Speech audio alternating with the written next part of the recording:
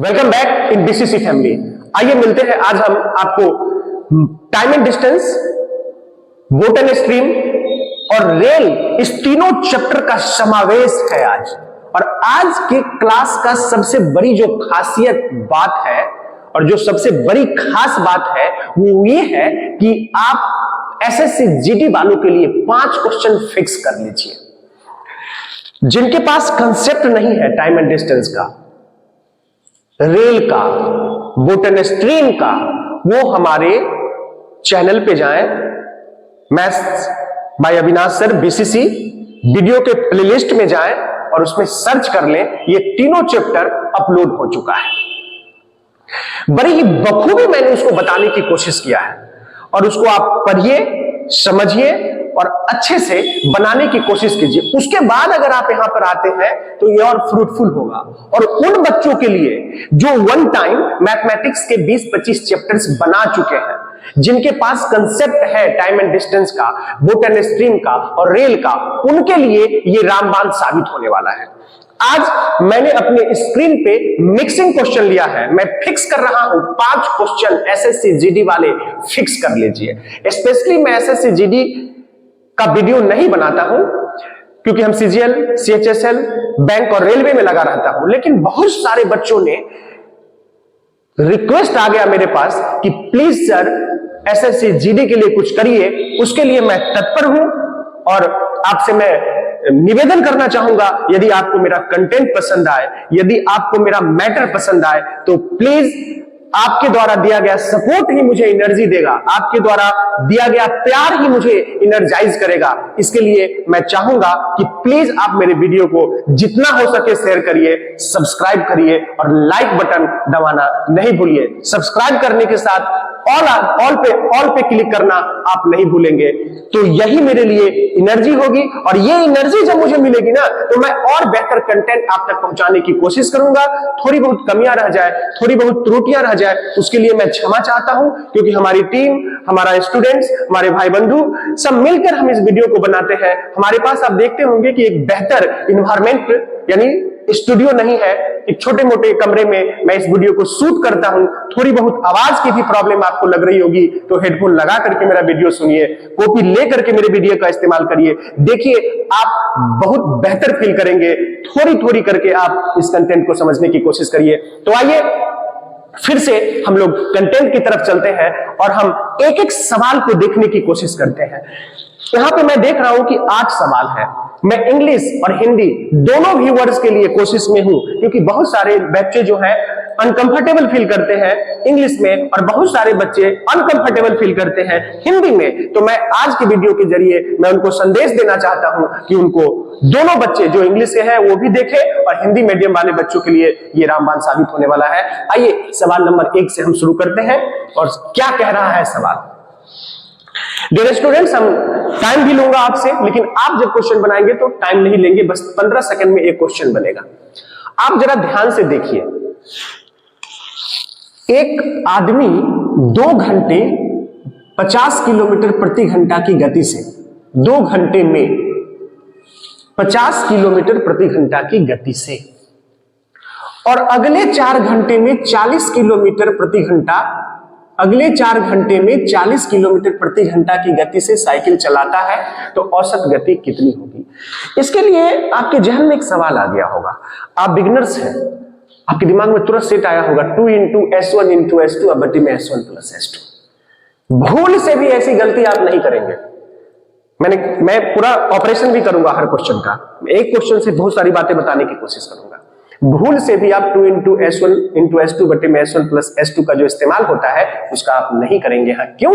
क्योंकि यहाँ पे डिस्टेंस जो है कांस्टेंट नहीं है। उसका इस्तेमाल हम कहाँ करते हैं? घर से ऑफिस और ऑफिस से घर, या आप घर से ऑफिस जाते हैं तो आधी दूरी एक चाल से और फिर जो बची हुई आधी दूरी है उसके डिफरेंट चाल से, तो यहां भी डिस्टेंस कांस्टेंट हो गया, वहां पे हम इसका इस्तेमाल करते हैं। लेकिन यहां के लिए क्या करेंगे?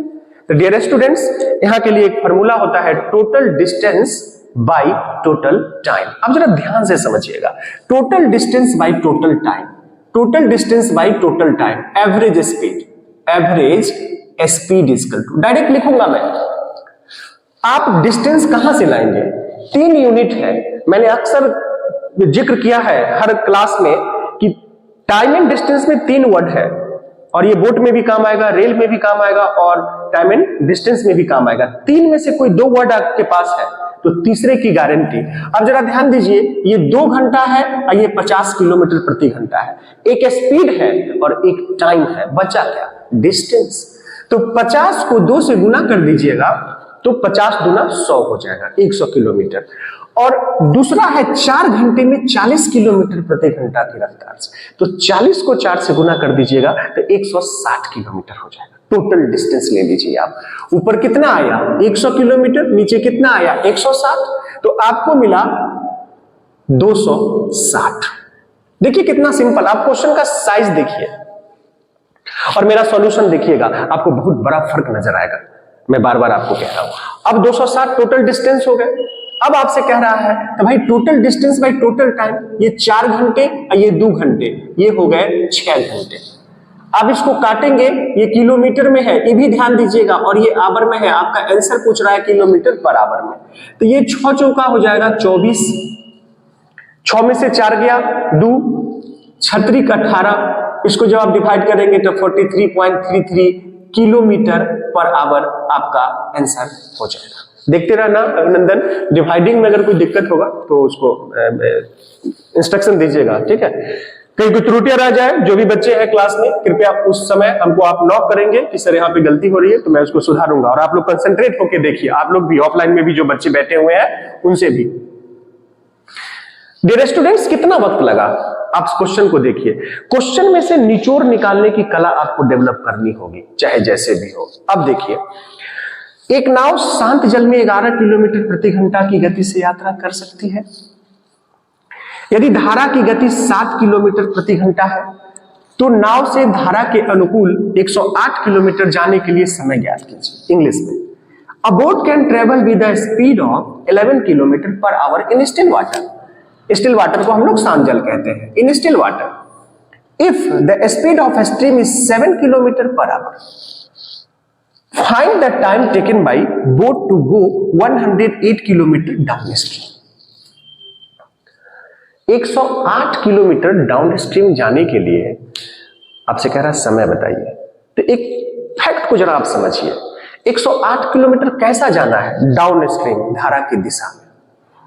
तो धारा की दिशा में जाने वाला टाइम आपसे पूछ रहा है, तो आप दिमाग पर जोर दीजिए। धारा की दिशा में जाने वाला डिस्टेंस आपके पास है, तो क्या चाहिए? चाल चाहिए। धारा की दिशा में का चाल चाहिए। तो बस देखिए, क्वेश्चन से निचोड़ निकालने की कला। ये शांत जल का मतलब है ये नाव की चाल है। किसकी चाल है डियर? नाव की चाल है। और ये धारा है। मैंने स्पष्ट किया हूं, मैंने अपने बेसिक वाले क्लास में जो बोट एंड स्ट्रीम है उसको जाके आप देखिएगा जरूर, उसमें डी और यू के बारे में मैंने चर्चा किया है। 11 किलोमीटर पर आवर और 7 किलोमीटर पर आवर, अलग अलग चाल दिया हुआ है, तो भी आप डी निकाल सकते हैं, तो भी आप यू निकाल सकते हैं। तो 11 प्लस 7 कितना हो गए? 18 किलोमीटर पर आवर। कितने हो गए?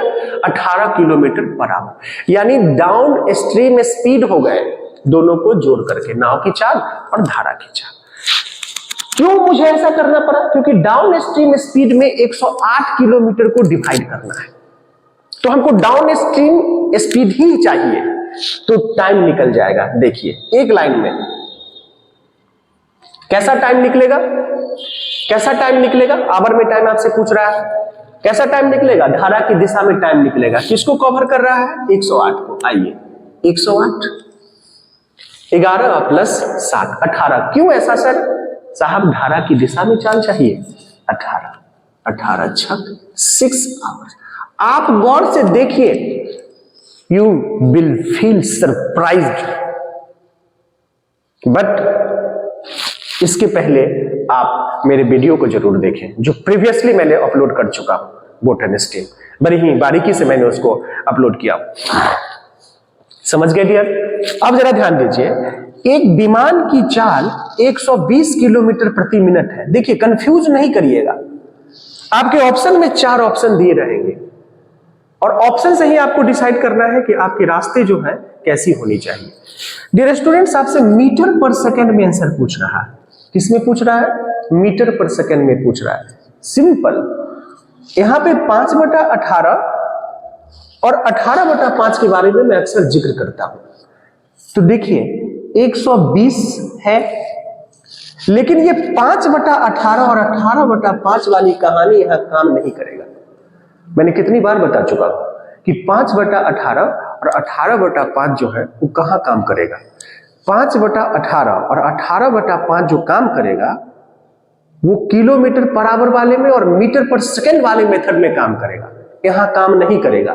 लेकिन जो हमारे बिगनर्स भाई बंधु हैं, जो हमारे बच्चे एसएससी जीडी वाले बच्चे की उम्र काफी कम होती है, वो बिलो 25 ईयर्स के होते हैं, तो वो बच्चे थोड़ी सी कंफ्यूज कर जाते हैं। तो जरा ध्यान से देखिएगा, बारीकियां समझिएगा और आपको ऑप्शन में उलझा देगा।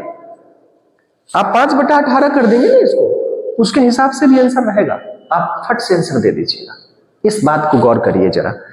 यहां पर हम 5/18 लेके काम नहीं बना सकते, लेकिन हमने तत्व की भी बात की है टाइम एंड डिस्टेंस में, बोटन स्ट्रीम में और रेल में। 120 किलोमीटर पर मिनट है, हमें मीटर पर सेकंड में चाहिए। क्या डियर स्टूडेंट, बचपन से हम लोग पढ़ते आए हैं कि किलोमीटर को अगर हम मीटर में बदलते हैं तो 1000 से गुना कर देते हैं, हो गया, ये मीटर बन गया।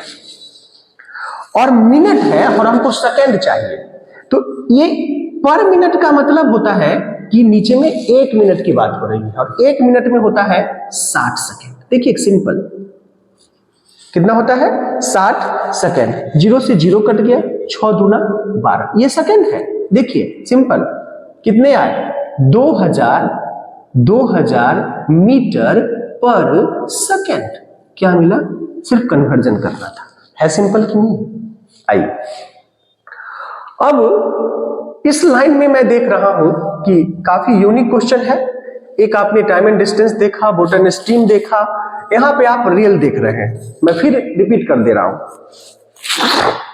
रिपीट ये करना चाह रहा हूं कि आप रेल वाले मेरे बेसिक चैप्टर में जाइएगा, जहां पर मैंने कंटेंट देने की बात करता हूं और अक्सर मैं कंटेंट पहले देता हूं, किसी भी चैप्टर का कंटेंट देता हूं, उसके बाद मैं क्वेश्चन पे आता हूं। तो आज ये मिक्सिंग क्वेश्चन है, मैंने कह दिया है कि 5 क्वेश्चन आप फिक्स कर लीजिए, एसएससी जीडी के लिए, सीएचएसएल के लिए, सीजीएल के लिए, किसी भी पॉइंट ऑफ व्यू से ये आपके लिए फ्रूटफुल होने वाला है। बस आप इधर उधर का वीडियो ना देख करके आप कंटेंट वाले वीडियो को देखें, मन से पढ़े और दिल से पढ़े। देखिए अब ऐसे सवाल में मैं डेप्थ में नहीं जाऊंगा, सिर्फ सवाल उठाऊंगा। आपको ट्रेन द्वारा लिया गया समय ज्ञात करना है। किसमें ज्ञात करना है? सेकंड में ज्ञात करना है। किसमें ज्ञात करना है? सेकंड में ज्ञात करना है। किसमें ज्ञात करना है? सेकंड में ज्ञात करना है।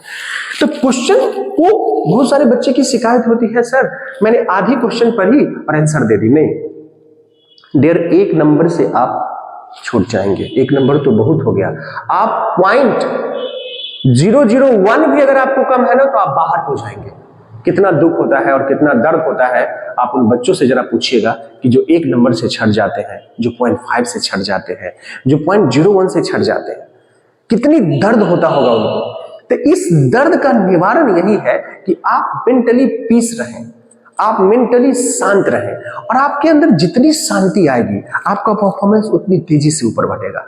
आप देख लीजिएगा, आप टैलेंटेड है, अच्छी बात है, लेकिन टैलेंटेड बच्चे कभी कभी क्या करते हैं, अपने एक्साइटमेंट में वो अपना करियर बर्बाद कर लेते हैं। तो उस एक्साइटमेंट को भी बचाना है। क्वेश्चन सिंपल देके वो बहुत जल्दी धरफरा जाते हैं, जबकि वो बड़े बड़े क्वेश्चन सॉल्व करने की क्षमता रहती है उन बच्चों में, लेकिन वो बच्चे क्या करते हैं, आउट ऑफ रेस हो जाते हैं।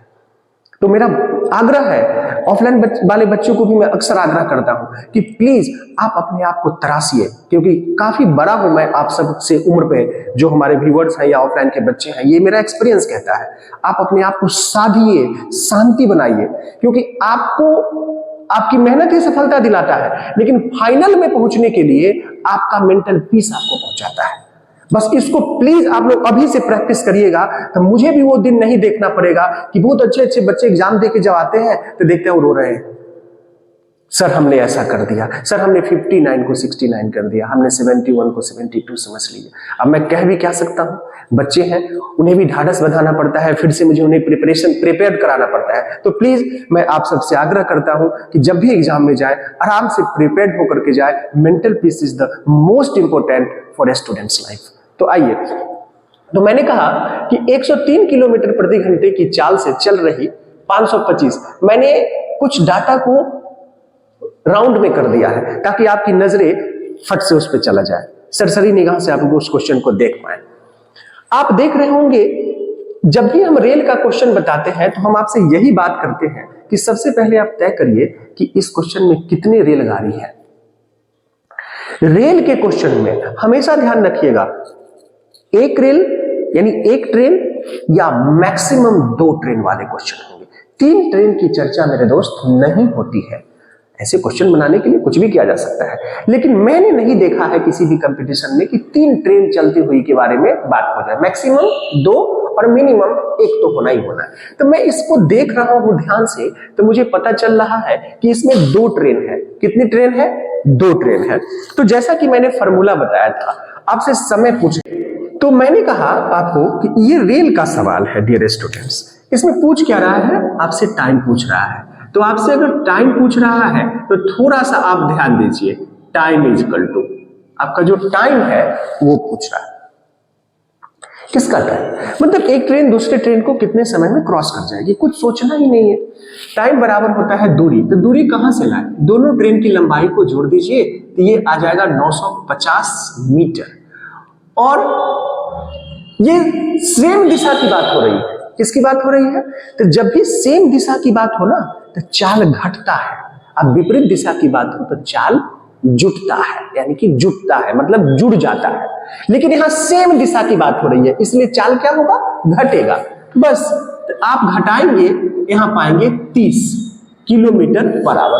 लेकिन डियर स्टूडेंट्स, आपका समय चाहिए सेकंड में। किसमें चाहिए? सेकंड में। तो सेकंड में लिए तो किलो, तो अब 0 तो 5/18, 5/18 यानी ये मीटर पर सेकंड में हो गया। अब ध्यान दीजिए, ये 0 से 0 काट दीजिए, ये 5 से आप काट देंगे तो कट जाएगा कितना बार में?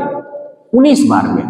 3 से 6 को 3 6 18 और ये 6 ऊपर चला जाएगा, यानी मीटर से मीटर कट गया। देखिए, और ये सेकंड बचा है नीचे, तो 19 को 6 से गुना करेंगे तो 114 सेकंड आपका आंसर है। आप देखिए इस क्वेश्चन के पैटर्न को, कितना सिंपल, कितना सुगम और कितना कंफर्टेबल है। आइए नेक्स्ट बात कर लेते हैं।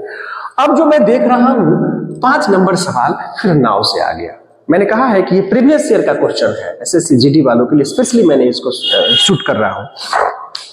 तो इसमें कह रहा है कि एक नाव धारा के प्रतिकूल गति 42 किलोमीटर पर आवर है। डियर स्टूडेंट ध्यान दीजिएगा, इस 4 नंबर का इंग्लिश क्वेश्चन इधर लिखा हुआ है, आप देख लीजिएगा इंग्लिश वाले व्यूअर्स।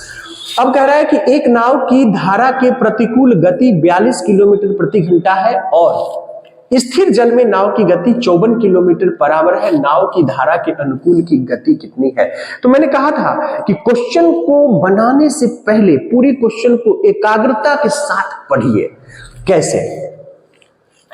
मैं इंग्लिश में भी थोड़ी सी चर्चा कर देता हूं। तो अप स्ट्रीम स्पीड, प्रतिकूल को हम अप स्ट्रीम कहते हैं। Up stream speed of a boat is 42 kilometer per hour and the speed of the boat in still water.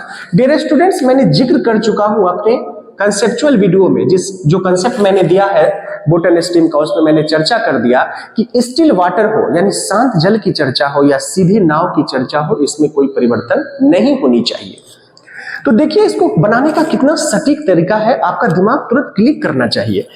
जैसे कि कहा कि नाव का धारा के प्रतिकूल, तो मैंने कहा ना प्रतिकूल जैसे ही बात हो उस चाल को आप यू मानिए, और धारा के अनुकूल की जहां चर्चा है उसको आप डी मानिए। धारा के अनुकूल की जो चर्चा है उसको आप डी मानिए। सिंपल। तो देखिए ये तो आपका यू है, लेकिन ये डी नहीं है, ये सिर्फ स्थिर जल की बात हो रही है, स्टिल वाटर की बात हो रही है, यानी ये सिर्फ नाव है। तो एक फार्मूला मैंने आपसे बताया था कि शांत जल में नाव की चाल, speed of boat in still water. अब स्टिल की चर्चा हो नहीं हो इससे कोई फर्क नहीं पड़ता है, आप इसको डायरेक्टली स्पीड ऑफ बोट भी कह सकते हैं। इस तर्क को जरा समझिएगा। बहुत सारे बच्चे कंफ्यूज कर जाते हैं कि सर यहाँ स्टिल वाटर का आपने सिखाया, वहां पर सिर्फ नाव की चाल, कुछ कंफ्यूज नहीं करिएगा। स्पीड ऑफ बोट या speed of boat in still water, no problem, both are same. तो यहां पर ये क्या है, नाव की चाल है, यानी शांत जल में नाव की चाल। देखिए कितना सिंपल, क्या सिखाया था मैंने, शांत जल में नाव की चाल बराबर d+u/2, और आपसे यही d पूछ रहा है, देख लीजिए, डाउन स्ट्रीम स्पीड, धारा के अनुकूल गति पूछ रहा है, यानी डाउन स्ट्रीम स्पीड पूछ रहा है। तो d+u, डियर स्टूडेंट्स, d+u आपके पास है। देखिए कितना सिंपल, यही d तो पूछ रहा है आपसे। 54 दूना 108, 54 दूना 108, कितना सिंपल, 54 दूना 108, डी को अकेला छोड़ दीजिए, 42 को ले आइए, है कि नहीं सिंपल। 8 में से 2 गया 6 और 10 में से 4 गया 6, 66 किलोमीटर पर आवर। यदि आप मेरे कंसेप्ट को अच्छे से समझेंगे तो मुझे लगता है कि किसी भी चैप्टर्स पे आपको दिक्कत नहीं होगी, ये मेरा विश्वास कहता है। अब आइए 6 नंबर क्वेश्चन, अब जरा ध्यान दीजिएगा 6 नंबर में क्या कह रहा है। देखिए फिर आपका यहां पे क्वेश्चन आ गया टाइम एंड डिस्टेंस का, थोड़ा ध्यान से देखिएगा। एक बस 45 किलोमीटर की दूरी को 45 मिनट में तय करती है। यदि इसकी गति 20 किलोमीटर प्रति घंटा कम कर दी जाए तो समान दूरी को तय करने में इसे कितना समय लगेगा। अगर आप कंसेप्ट समझ जाते हैं तो मैं ये दावे के साथ कह सकता हूं कि any questions related to time and distance, boat and stream and rail, आप उसको 15 सेकंड में बना सकते हैं। लेकिन आज का जो मेरा क्लास है वो ऑपरेशन की तरह है, ताकि हम एक क्वेश्चन से जितने सारे निचोड़ निकले मैं आप तक पहुंचाने में सक्षम हो पाऊं। आइए, तो अब कहता है, हिंदी में मैंने पढ़ दिया, अब बस covers a distance of 45 kilometre in 45 minutes. If its speed is decreased by 20 km per hour, then what will be the time taken by it to cover the same distance? और इसका जो टाइम पूछ रहा है dear students, minute में पूछ रहा है, इस पर जरूर ध्यान दीजिएगा। किस फॉर्म में पूछ रहा है इस पर आपको जरूर ध्यान देना है। तो आइए डियर स्टूडेंट्स, मैं अक्सर क्लास में जिक्र करता हूं कि किसी भी चीज में वृद्धि और कमी कब, जब आपके पास पहले से वो डाटा अवेलेबल हो। तो स्पीड कम हो रहा है, भाई पहले कुछ होगा तभी तो कम या ज्यादा होगा। कैसे होगा, 45 किलोमीटर दूरी है, अब 45 मिनट टाइम है। ध्यान से जरा देखिएगा, डिस्टेंस आपका 45, कैपिटल डी लिया हूं, और डाउन स्ट्रीम स्पीड में मैंने डी से इंडिकेट किया हूं, ये मेरा अपना कंटेंट है। डाउन स्ट्रीम को मैं डी से लिया हूं, क्या है डाउन स्ट्रीम समझ रहे हैं, लेकिन ये कैपिटल डी, 45 किलोमीटर। सब कुछ बदलता है लेकिन दूरी नहीं बदलता है। डियर स्टूडेंट्स, ये 45 है और ये 45 मिनट में कवर कर लेता है। खुशी से हम स्पीड निकाल लेंगे, यानी देखिए कितना सिंपल, 45 किलोमीटर 45 किलोमीटर 45 मिनट है, जरा ध्यान दीजिएगा, 45 मिनट है ये। तो अगर हम मिनट को, क्योंकि हमें ये किलोमीटर में है और ये मिनट में है, तो इसको हमने आवर में बदल लेते हैं, किलोमीटर पर आवर में। तो किलोमीटर पर आवर में, माफ कीजिएगा, डिस्टेंस किलोमीटर में है और समय मिनट में है, तो हम ये 45 मिनट है, इसको जब आवर में बदलेंगे तो इसको 60 से भाग देंगे। ये 60 कहां चला जाएगा, ऊपर, 45 से 45 कट गया, आपका रिजल्ट आया 60 किलोमीटर पर आवर। देखिए क्वेश्चन बन गया। कितना वक्त लग रहा है सो देखिए। अब जरा ध्यान से देखिएगा, कह दूरी को तय करने में कितना समय लगेगा, मिनट में पूछ रहा है, तो स्पीड तो इसमें आ गया लेकिन दूरी वही रहेगा। अब आपसे पूछा जा रहा है कि मुझे टाइम बताइए यदि इस स्पीड को 20 किलोमीटर कम कर दिया जाए। तो डियर स्टूडेंट्स, दूरी वही रहेगा, दूरी इज नॉट चेंज। मैं अक्सर कहता हूं सब कुछ बदलता है, दूरी नहीं बदलती है। तो 45 किलोमीटर, लेकिन ये 60 की जगह पर अब 40 हो जाएगा, क्योंकि वो स्पीड 20 किलोमीटर कम गया। तो 20 कम गया तो ये हुआ 40 kilometre per our. Kilometre kilometre per our, तो किलोमीटर से किलोमीटर कट गया, आवर कहां जाएगा, ऊपर चला जाएगा। यानी ये जो रिजल्ट आया है ये आवर में आया है। लेकिन आपसे जो रिजल्ट पूछ रहा है वो मिनट में पूछ रहा है। तो कुछ नहीं करना है, बस यहीं पे 60 से गुना कर दीजिए। ये रिजल्ट किस में आया? आवर में आया। किस में पूछा?